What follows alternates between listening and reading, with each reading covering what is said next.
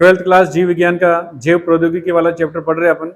जैव प्रौद्योगिकी के बारे में अपने पिछली क्लासेज में काफ़ी कुछ पढ़ लिया है।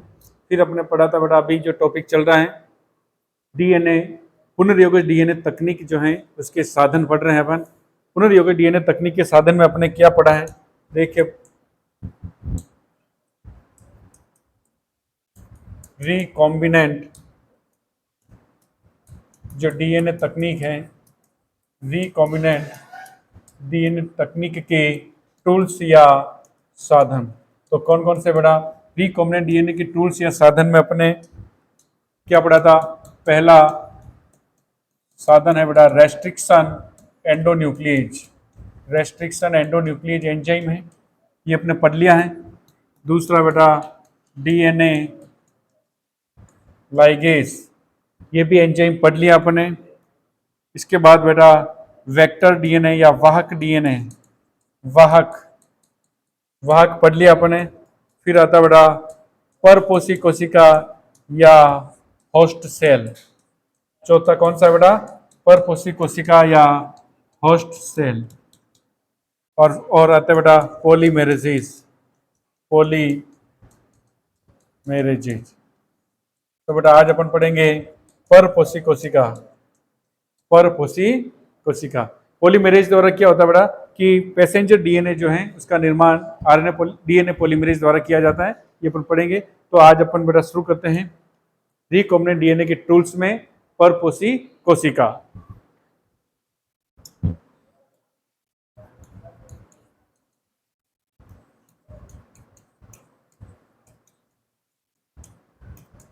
या इसको लिखते हैं बेटा होस्ट सेल। तो देखिए बेटा डीएनए पुनर्योगिक तकनीक जो है, रिकॉम्बिनेंट डीएनए तकनीक में क्या किया जाता है बेटा? वाहक डीएनए और पैसेंजर डीएनए या यात्री डीएनए या टारगेट डीएनए अपन जो कहते हैं, टारगेट डीएनए को वाहक डीएनए के साथ जोड़ेंगे। टारगेट डीएनए या जीन जो है इसको अपने वेक्टर डीएनए जो है वाहक डीएनए के साथ जोड़ेंगे। और इस वाहक डीएनए और टारगेट जीन से बड़ा क्या बना? ये बनने वाला है ये पुनर्योगस डीएनए। इस डीएनए को क्या कहेंगे? पुनर्योगस डीएनए। यहाँ तक हमने पढ़ा बेटा पुनर्योगस डीएनए भी बनाया था अपने, कैसे बनता है? सबसे पहला पुनर्योगस डीएनए किसने बनाया था इसके बारे में भी अपने बात की है। तो बेटा टारगेट जीन जो है, जिस जीन की क्लोनिंग करवानी है वो जीन उसको अपने किससे जोड़ा? वाहक डीएनए से जोड़ेंगे। किस एंजाइम द्वारा? लाइगेज एंजाइम के साथ दोनों को रखने पर डीएनए लाइगेज एंजाइम इन दोनों के चिपचिपे सिरों को आपस में क्या करेगा? जोड़ देगा, जिससे बेटा पुनर्योगिक डीएनए का निर्माण होगा। अब इस पुनर्योगिक डीएनए को एक कोशिका में स्थानांतरित किया जाता है बेटा, उस कोशिका को कहते हैं परपोषी कोशिका। जीन का स्थानांतरण किस में किया जाता है? एक कोशिका में किया जाता है, जिससे बेटा कहते हैं परपोषी कोशिका स्थानांतरण, या इसको कहते हैं जीन ट्रांसफर। जीन का स्थानांतरण पुनर्योगिक डीएनए का जिस कोशिका में स्थानांतरण किया जाता है आगे की प्रतियां बनाने के लिए, कॉपीज बनाने के लिए, उस कोशिका को कहते हैं परपोषी कोशिका। तो परपोषी कोशिका जो है बेटा क्या है? तो इसमें लिखेंगे बेटा ये डीएनए क्लोनिंग में प्रयुक्त कोशिका है, या जीन क्लोनिंग में, डीएनए क्लोनिंग में प्रयुक्त कोशिका। दूसरी चीज, इस परपोषी कोशिका जो है, कौन सी कोशिका को परपोषी कोशिका के रूप में यूज कर सकते हैं? तो मुख्यतया मेनली 3 कोशिकाएं हैं बेटा। जीवाणु कोशिका को यूज किया जाता है, जीवाणु भोजी कोशिका को यूज किया जाता है, जंतु कोशिका को यूज किया जाता है, और बेटा पादप कोशिका को परपोषी कोशिका के रूप में यूज किया जाता है। ये किस पर निर्भर करता है? अपने पहले पढ़ा बेटा कि कौन सी परपोषी कोशिका यूज करनी है, ये डिपेंड करेगा किस प्रकार का वाहक डीएनए यूज किया है। यदि अपन जंतु कोशिका को परपोषी कोशिका के रूप में यूज कर रहे हैं तो उसका वाहक डीएनए क्या था बेटा? रेट्रोवायरस। पादप कोशिकाओं को परपोषी कोशिका के रूप में यूज करेंगे तो वाहक डीएनए क्या था? टीआई प्लाज्मिड, जिसको एग्रोबैक्टीरियम ट्यूमिफेसियंस से प्राप्त किया था। तो बेटा जो परपोषी कोशिकाएं हैं,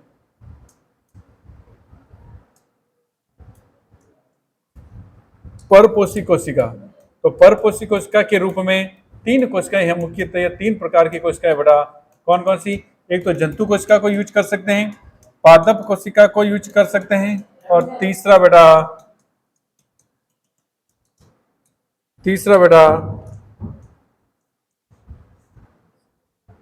जंतु कोशिका, पादप कोशिका और जीवाणु कोशिका। और कौन सी कोशिका? जीवाणु कोशिका। इन तीनों को बेटा परपोषी कोशिका के रूप में यूज किया जा सकता है। ये किस पर डिपेंड करेगा कि अपने किस प्रकार का वाहक का यूज किया है। वाहक में अपने पढ़ लिया था बेटा कि वाहक का चयन किस आधार पर करते हैं। एक तो परपोषी कोशिका किस प्रकार की यूज करनी उसके आधार पर, और दूसरा टारगेट डीएनए के आकार के आधार पर। ये बेटा तीन कोशिकाओं को परपोषी कोशिका के रूप में यूज किया जाता है। अब देखिए नेक्स्ट बेटा, ये मैं बता चुका हूं पहले कि जंतु कोशिका कब यूज करते हैं बेटा, जीवाणु कोशिका कब यूज की जाती है, और पादप कोशिका को कब यूज करते हैं। पादप कोशिका को तब यूज करेंगे जब वाहक के रूप में कौन सा डीएनए यूज किया गया है, वेक्टर डीएनए के रूप में बेटा टीआई प्लाज्मिड। टीआई प्लाज्मिड किससे प्राप्त होता है? तो एग्रोबैक्टीरियम ट्यूमीफिशियंस से, एग्रोबैक्टीरियम ट्यूमीफिशियंस। जीवाणु कोशिका प्लाज्मिड डीएनए या जीवाणु भोजी डीएनए, प्लाज्मिड डीएनए या जीवाणु भोजी के डीएनए को अपन वाहक के रूप में यूज करते हैं, तो बेटा परपोषी कोशिका क्या यूज करेंगे? जीवाणु कोशिका। जंतु कोशिका को कब यूज करेंगे बेटा? जब अपन वाहक के रूप में रिट्रोवायरस का यूज करते हैं। डीएनए वाहक के रूप में रिट्रोवायरस यूज करेंगे तो परपोषी कोशिका जंतु कोशिका में जीन का स्थानांतरण करेंगे। यदि टीआई प्लाज्मिड वाहक के रूप में यूज किया है तो परपोषी कोशिका में उस जीन को स्थानांतरित करेंगे। अब देखिए बेटा परपोषी कोशिका जो है, जीन का स्थानांतरण परपोषी कोशिका में करने के लिए उस परपोषी कोशिका को पहले रेडी किया जाता है, परपोषी कोशिका को तैयार किया जाता है। नेक्स्ट बेटा परपोषी कोशिका, परपोषी कोशिका को क्या किया जाता है बेटा? इसको सक्षम बनाया जाता है। किसके लिए सक्षम बनाया जाता है? जीन को ग्रहण करने के लिए। इसमें क्या किया जाएगा? जीन का स्थानांतरण किया जाएगा। तो स्थानांतरित जो जीन है, पुनर्योगज डीएनए जो है, पुनर्योगज जो जीन है उसको एक्सेप्ट करने के लिए परपोषी कोशिका को पहले तैयार किया जाता है।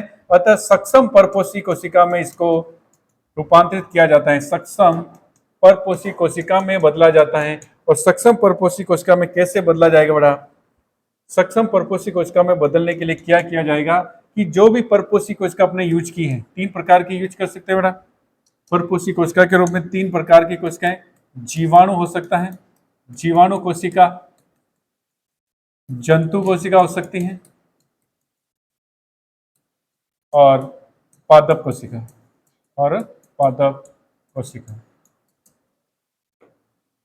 तो इन तीनों कोशिकाओं को परपोषी जो कोशिका है इसको सक्षम परपोषी कोशिका में कैसे बदला जाता है बेटा? तो आपको याद रखना है कैसे बदलेंगे बेटा।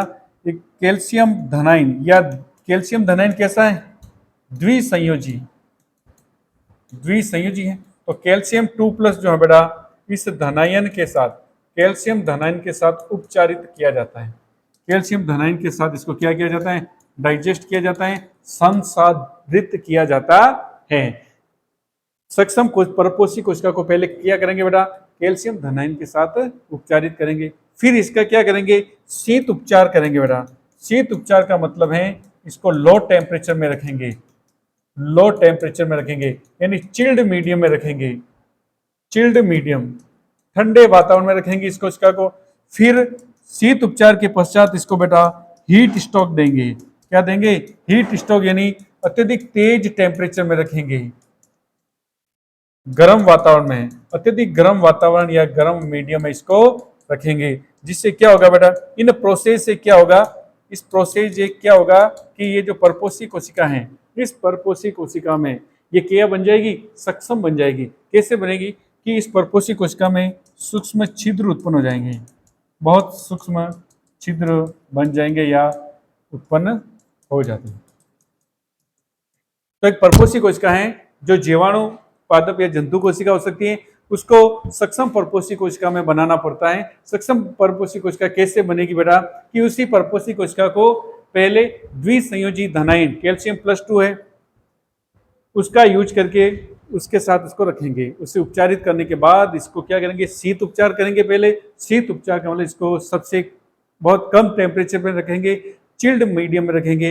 चिल्ड मीडियम से तुरंत बाद इसको हीट स्ट्रोक देंगे बेटा, यानी तेज गर्म वातावरण में रखेंगे इसको। इसका टेम्परेचर बढ़ाएंगे तो क्या होगा बेटा, सूक्ष्म छिद्र बन जाएंगे, कोशिका में सूक्ष्म छिद्र बने। अतः ये कोशिका कैसी बन गई, सक्षम परपोषी कोशिका। अब इसमें आसानी से जीन स्थानांतरण किया जा सकता है और ये कोशिका उस जीन को एक्सेप्ट कर सकती है। तो ये हो गया बेटा परपोषी कोशिका, पढ़ लिया अपने, परपोषी कोशिका पढ़ा है। तो परपोषी कोशिका में तो परपोषी कोशिका जो है बेटा ये अपने पढ़ा है। परपोषी कोशिका में क्या है कि टारगेट जीन और वाहक जीन जो पुनर्योजित डीएनए बनाता है बेटा, इस पुनर्योजित डीएनए का स्थानांतरण जिस कोशिका में किया जाता है आगे के प्रक्रम के लिए, उस कोशिका को परपोषी कोशिका कहते हैं। फिर इसके बाद अपने पढ़ा बेटा परपोषी कोशिका के रूप में मोस्टली 3 कोशिकाएं यूज कर सकते हैं। कौन सा वाहक यूज किया उसके आधार पर 3 कोशिकाएं यूज करते हैं, जंतु कोशिका, पादप कोशिका, जीवाणु कोशिका। परपोषी कोशिका के रूप में जंतु कोशिका को कब यूज करेंगे, जब टारगेट जीन को किस वाहक डीएनए से जोड़ा है, रिट्रोवायरस के वाहक डीएनए से जोड़ा है। जब टीआई प्लाज्मिड के साथ अपन टारगेट जीन को जोड़ते हैं तो पादप कोशिका को परपोषी कोशिका के रूप में यूज करते हैं। जब प्लाज्मिड डीएनए या जीवाणु भोजी के डीएनए के साथ टारगेट जीन को जोड़ा है तो अपन जीवाणु कोशिका को परपोषी कोशिका के रूप में यूज करेंगे। फिर अपने पढ़ा है परपोषी कोशिका जो होती है उसको तैयार करना पड़ता है बेटा जीन के स्थानांतरण हेतु या स्थानांतरित जीन के एक्सेप्ट करने के लिए, तो उससे कहेंगे पर सक्षम परपोषी कोशिका। सक्षम परपोषी कोशिका बनाने के लिए परपोषी कोशिका को द्विसंयोजी धनायन के साथ रखते हैं, फिर उसे शीत उपचारित करेंगे, उसके बाद उसको गर्म उपचारित यानी हीट स्ट्रोक देकर बेटा उसमें क्या किए जाते हैं, सूक्ष्म छिद्र उत्पन्न होते हैं, अस्थायी सूक्ष्म छिद्र बनते हैं बेटा। क्या बनते हैं, अस्थायी सूक्ष्म छिद्र बनते हैं, जिससे जीन स्थानांतरण में सहायता मिलती है। इसके बाद बेटा अपन पढ़ेंगे, इसके बाद पढ़ते हैं बेटा विजातीय डीएनए। देखिए ये क्या होता है बेटा, विजातीय डीएनए या इसको कहते हैं फॉरेन डीएनए। विजातीय डीएनए या फॉरेन डीएनए, ये क्या होता है बेटा, देखिए जो वाहक डीएनए है, टीआई प्लाज्मिड है, जीवाणु भोजी का डीएनए, इनका अपन यूज करते हैं वाहक डीएनए के रूप में। तो जिस डीएनए को अपन वाहक डीएनए के साथ जोड़ रहे हैं, जिस डीएनए को वाहक डीएनए के साथ जोड़ा जाता है उस डीएनए को क्या कहते हैं, विजातीय डीएनए।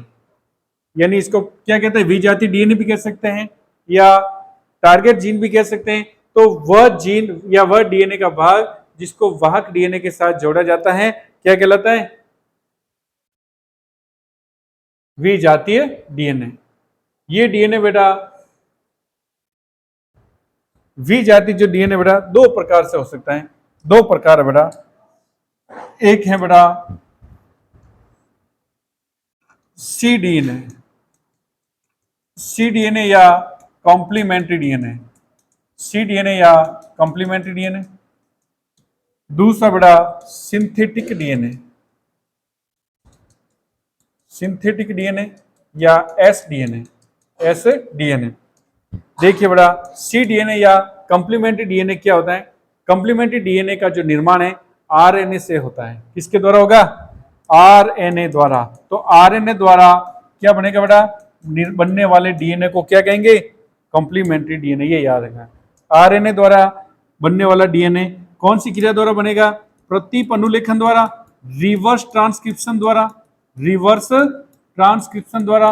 और कौन सा एंजाइम बनेगा बेटा, reverse transcriptase, reverse transcriptase enzyme RNA को सी डीएनए में बदलेगा। या रिवर्स ट्रांसक्रिप्टेज एंजाइम द्वारा रिवर्स ट्रांसक्रिप्शन क्रिया के दौरान आरएनए से जो डीएनए बनता है उसे क्या कहेंगे, सी डीएनए या कॉम्प्लीमेंट्री डीएनए। इस डीएनए का यूज भी विजातीय डीएनए के रूप में किया जाता है। दूसरे प्रकार का जो डीएनए सिंथेटिक डीएनए, ये कैसा बड़ा सिंथेटिक डीएनए जो है डीएनए टेम्पलेट पर, डीएनए स्ट्रैंड पर नए डीएनए का निर्माण करना एस डीएनए कहलाता है। और ये कौन से एंजाइम की उपस्थिति में होगा बेटा, तो ये DNA polymerase, DNA polymerase enzyme के द्वारा डीएनए पॉलीमराइजेशन की क्रिया में डीएनए से डीएनए का निर्माण होगा। इसे कहते हैं बेटा एस डीएनए। क्या कहेंगे, एस डीएनए। दूसरे प्रकार से ये कैसे बनता है, एस डीएनए को एक और प्रकार से बना सकते हैं बेटा कि बिना टेम्पलेट यूज किए डीएनए का निर्माण, बिना डीएनए टेम्पलेट यूज किए प्रयोगशाला में भी बनाया जाता है। उसमें क्या यूज किया जाता है, न्यूक्लियोटाइड्स से। किससे, तो न्यूक्लियोटाइड्स द्वारा बिना डीएनए टेम्पलेट यूज किए, बिना डीएनए टेम्पलेट के, बिना डीएनए टेम्पलेट के न्यूक्लियोटाइड्स द्वारा बेटा प्रयोगशाला में भी डीएनए का निर्माण हो सकता है, होता है प्रयोगशाला में। तो न्यूक्लियोटाइड्स के द्वारा भी डीएनए का निर्माण कहां पर, प्रयोगशाला में करना, ये भी एस डीएनए कहलाता है, बिना डीएनए टेम्पलेट के। इसको बेटा क्या कहेंगे, कृत्रिम डीएनए। इस डीएनए को क्या कहेंगे, कृत्रिम, ये कृत्रिम डीएनए, कृत्रिम या संश्लेषित डीएनए, कृत्रिम डीएनए। तो कृत्रिम डीएनए क्या होता है, कृत्रिम डीएनए क्या होगा बेटा, देखिए वापस समझिए बेटा। कृत्रिम डीएनए जो है इसका निर्माण कैसे होता है, डीएनए का निर्माण अपने एक बड़ा कॉम्प्लीमेंट्री डीएनए, आरएनए द्वारा डीएनए बनता है। आरएनए द्वारा डीएनए का बनना रिवर्स ट्रांसक्रिप्शन क्रिया द्वारा होता है और रिवर्स ट्रांसक्रिप्टेज एंजाइम द्वारा होता है। कृत्रिम डीएनए का जो निर्माण है बेटा किससे होता है, न्यूक्लियोटाइड्स के द्वारा। इसमें डीएनए टेम्पलेट यूज नहीं किया जाकर न्यूक्लियोटाइड्स द्वारा, कहां पर होता है बेटा, ये लेबोरेटरी में या प्रयोगशाला में, प्रयोगशाला में बेटा इसका निर्माण करना, न्यूक्लियोटाइड्स द्वारा डीएनए का निर्माण, ये कहलाएगा बेटा कृत्रिम डीएनए। और एक वैज्ञानिक का नाम याद रखना है, डॉक्टर खुराना और एक कॉर्नबर्ग। खुराना ने बेटा सबसे पहले कृत्रिम जीन बनाई थी, सबसे पहले क्या बनाई, कृत्रिम जीन। और एक और वैज्ञानिक बेटा कॉर्नबर्ग, कौन सा वैज्ञानिक है,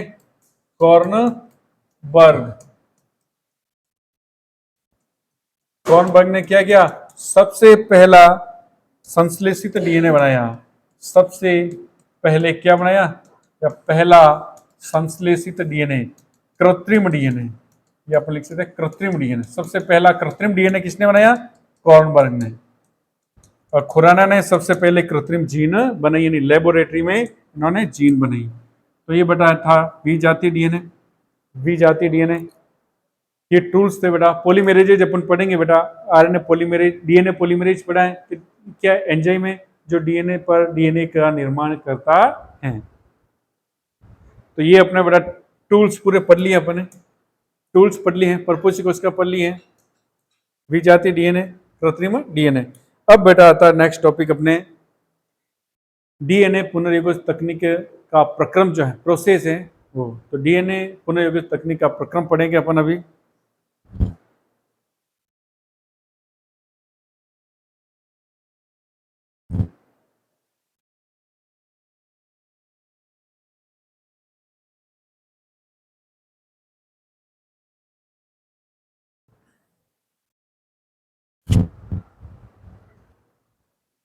हो गया,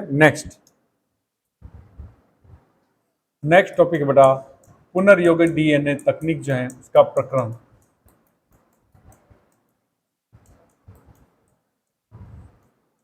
का प्रक्रम यानी प्रोसेस क्या होना,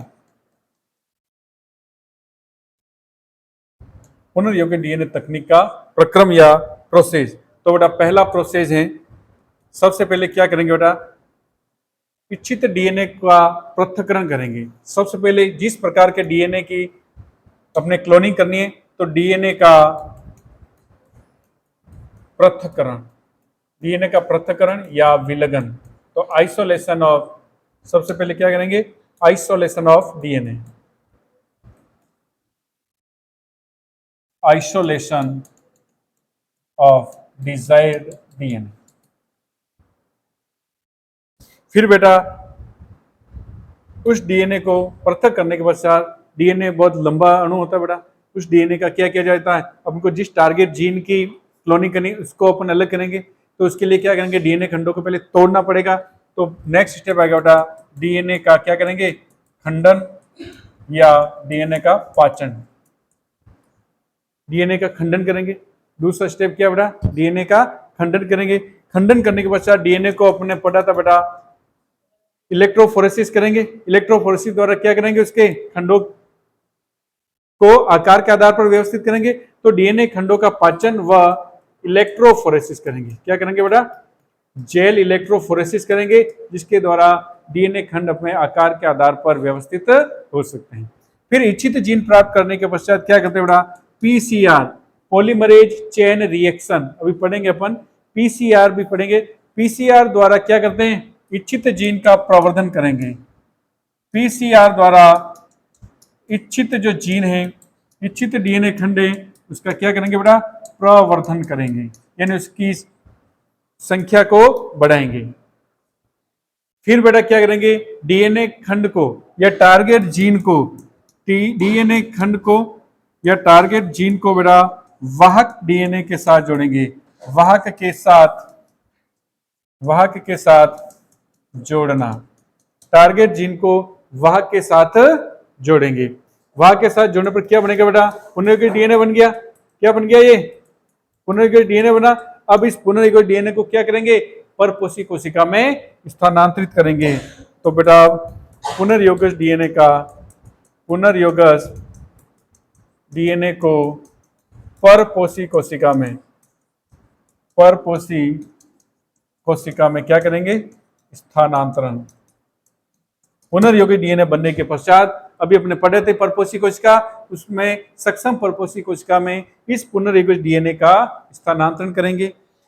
पुनर्योगी डीएनए का स्थानांतरण के पश्चात बेटा क्या करेंगे कि परपोषी कोशिका जो है, उस परपोषी कोशिका का क्या करेंगे, चयन करेंगे। यानी पुनर्योजक युक्त ये जो पुनर्योगी डीएनए बना है, उस कोशिका में रेप्लिकेशन द्वारा अनेक सारे पुनर्योगी डीएनए बनेंगे। तो पुनर्योजकों के साथ पुनर्योजक युक्त परपोषी कोशिका का चयन करेंगे।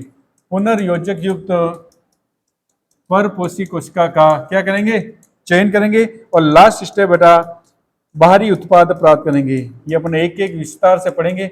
बाहरी उत्पाद प्राप्त करना, बाहरी उत्पाद मीन्स इनसे एंजाइम्स हैं, वैक्सीन हैं, जो भी बेटा जिस यूज के लिए अपन को जीन क्लोनिंग की है उनको प्राप्त करना। तो ये 7 स्टेप में डीएनए पुनर्योगी तकनीक का प्रक्रम अपन पूरा पढ़ेंगे। डीएनए का पृथक्करण, डीएनए का पाचन, पीसीआर द्वारा इसका प्रवर्धन, टारगेट जीन को वाहक से जोड़कर पुनर्योगी डीएनए बनाएंगे। फिर पुनर्योगी डीएनए को परपोषी कोशिका में, सक्षम परपोषी कोशिका में स्थानांतरित करना। फिर उसके पश्चात पुनर्योजक युक्त परपोषी कोशिका का चयन करना, फिर बाहरी उत्पाद प्राप्त करना। तो इसके बाद बेटा नेक्स्ट जो है इसका प्रोसेस जो है अपन कल शुरू करेंगे नेक्स्ट क्लास में। डीएनए का पृथक्करण पूरी डिटेल से अपन पुनर्योगी डीएनए तकनीक का प्रक्रम पढ़ेंगे। ओके बेटा।